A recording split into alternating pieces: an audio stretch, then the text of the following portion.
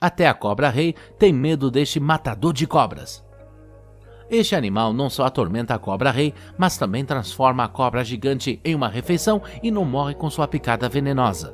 Neste vídeo, olhamos para o animal conhecido como matador de cobras, que até a cobra-rei teme. 9. Uma solução que se tornou um problema. Ele parece uma doninha, mas não é. Ele também se parece com uma Marta, mas não é. Este é o mangusto.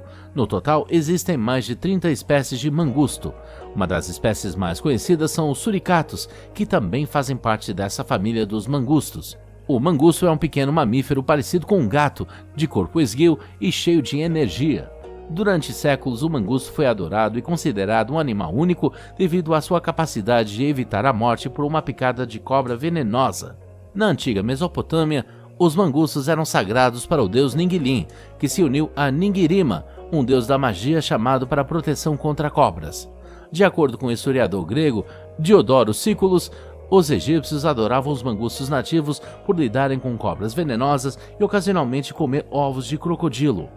Por causa dessa antiga reputação de exterminador de cobras, o Japão introduziu 30 mangustos em 1979 para controlar a população de uma víbora venenosa, a cobra rabu. A víbora era uma ameaça para a população na ilha Amane-Oshima, no sudoeste do Japão. Embora os mangustos conseguissem controlar a população rabu, outro problema surgiu. O mangusto também comeu outras espécies endêmicas da ilha, como vários antrópodes e vertebrados raros, e essas populações agora estão ameaçadas. O governo japonês tem trabalhado para erradicar a população de mangustos desde 2000. 8. Onívoros.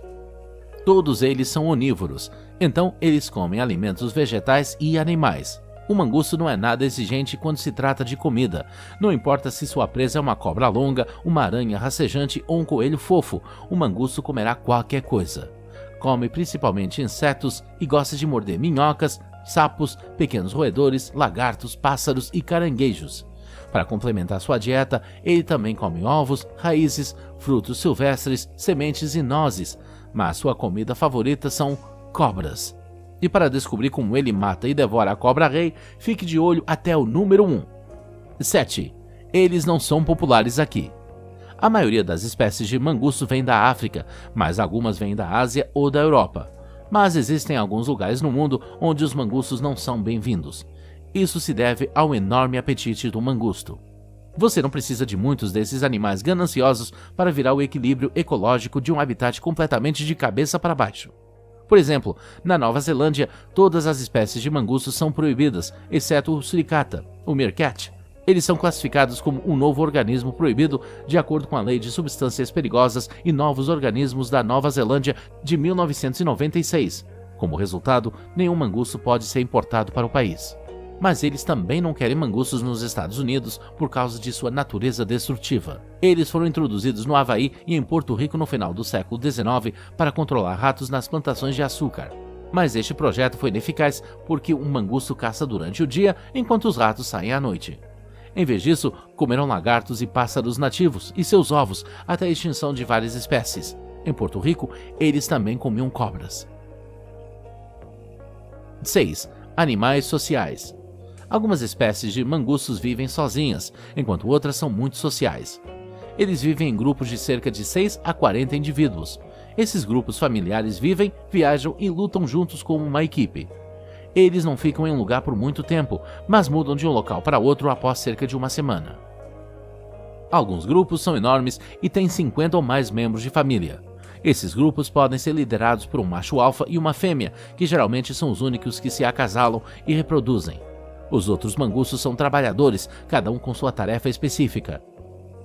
Alguns são caçadores e outros ficam para trás para cuidar dos pequenos e dos frágeis membros mais velhos do grupo. Em outras espécies onde várias fêmeas estão fecundadas, os filhotes de mangusto nascem no mesmo dia. Quando 12 mães dão à luz simultaneamente em um covil subterrâneo, é impossível dizer de quem é o bebê. E isso é uma coisa boa se você é uma jovem mãe mangusto, porque assim as fêmeas mais velhas que codominam o grupo não matarão sua prole. Dessa forma, elas não sabem qual bebê pertence a quem e não correm o risco de matar seus filhos. 5. Amigo do mangusto. As relações mútuas entre as diferentes espécies são bastante comuns no reino animal. Polinizadores como abelhas e borboletas ajudam as flores a se reproduzirem ao mesmo tempo em que proporcionam a elas uma guloseima saborosa. E pássaros chamados pica-paus bicam os carrapatos da pele de rinocerontes e zebras. A relação é vencedora para ambos os animais. Essa relação também existe entre javalis comuns e mangustos listrados. Então, se você vir um javali enterrado sob uma pilha de mangustos, isso não significa que eles estão atacando ele, mas eles estão pegando os carrapatos cheios de sangue e outros parasitas fora de sua pele. O javali consegue uma limpeza e o mangusto um saboroso lanche. Muitas vezes, o javali se deita no chão e levanta as pernas para que os 15 a 20 mangustos possam chegar a todos os cantinhos e buracos. 4. Inimigos naturais. O mangusto tem mais inimigos do que amigos. Cobras, falcões, cegonhas, marabu, leopardos e chacais são todos predadores que caçam mangustos. As cegonhas marabu caçam e comem os jovens mangustos e podem até engoli-los inteiros. O mangusto é altamente protetor de sua prole e lutará contra as cegonhas de 1,5 metro de comprimento, mordendo e sibilando em seus tornozelos. Mas cobras gigantes como pitons são conhecidas por comer mangustos, mas outras cobras como mambas negras matam mangustos para se proteger.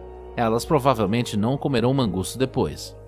Cobras e mangustos são os maiores inimigos naturais uns dos outros, porque o mangusto deve matar a cobra para impedir que a cobra mate o mangusto, e a cobra deve matar o mangusto para evitar que o mangusto mate a cobra. Eles têm que se matar para sobreviver, então eles se odeiam. 3. Eles lutam deliberadamente.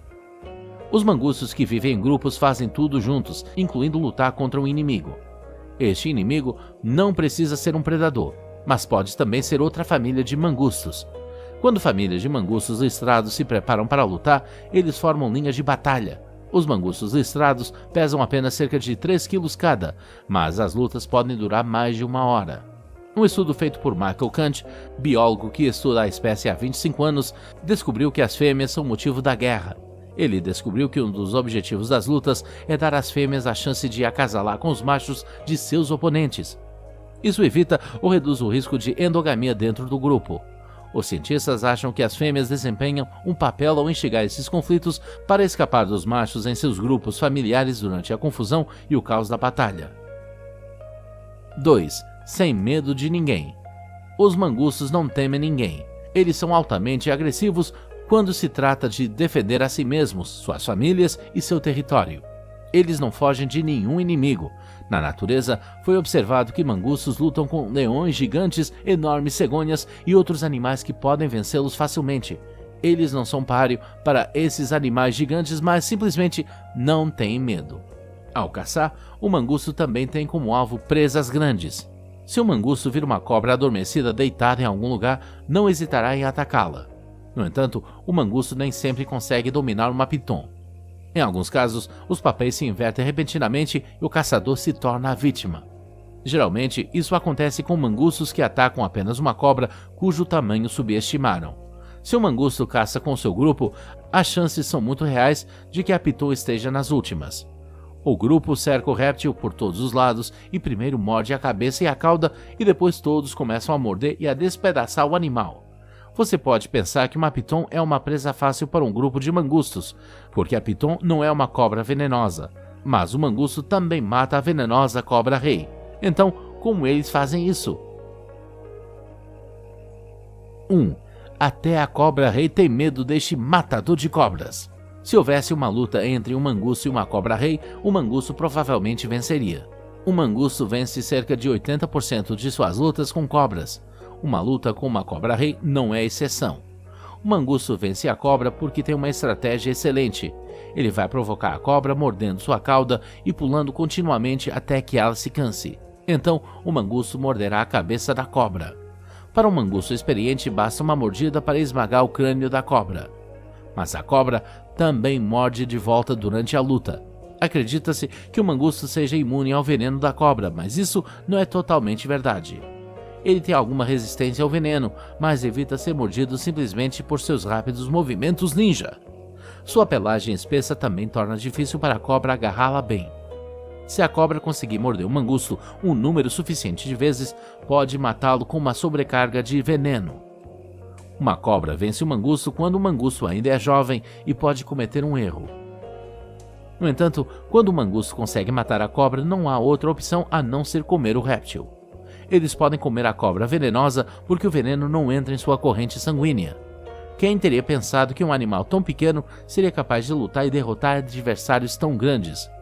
Então você vê, nem sempre tem que ser o maior para vencer. Obrigado por assistir e até amanhã para um novo vídeo neste canal. Vejo você então.